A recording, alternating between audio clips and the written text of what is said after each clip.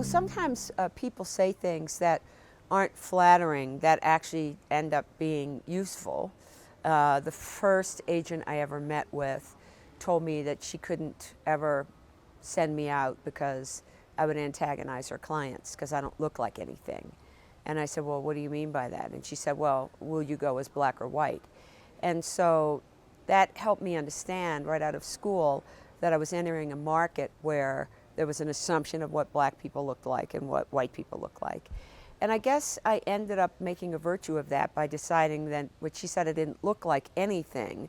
What I've created in my career is an ability to play anybody. So I really didn't like this dreadful sort of thing that somebody was trying to push me out of the possibility of being a part of the art scene here. And I sort of flipped it and decided that I would, even if I didn't look like anything or I didn't belong anywhere, I would proactively try to cause other people to belong. So I've been performing now for all these years without regard to race and gender, except for, of course, when I have an opportunity, as I sometimes do, to be in mainstream media. Right now I'm on a show called Nurse Jackie, and I was on a show called The West Wing.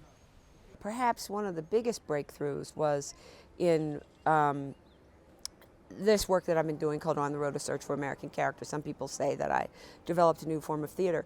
Originally, what I did was go out in New York. I had 20 actors, and I found 20 people who looked like them. And I created a play by saying to strangers, if you give me an hour of your time, I'll invite you to see yourself perform. And I did that play, and it went really, really well.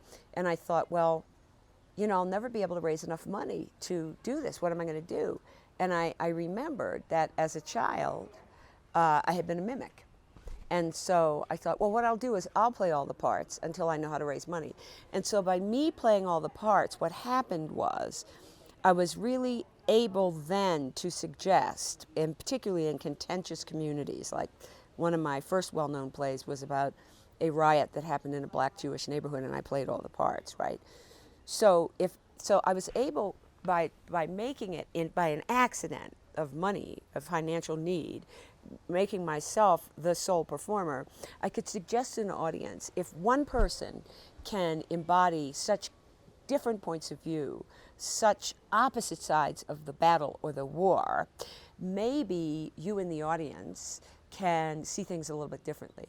So this accident, which was coming from a practical need, ended up helping me have, without looking for it, a more humanitarian kind of initiative than I had originally planned.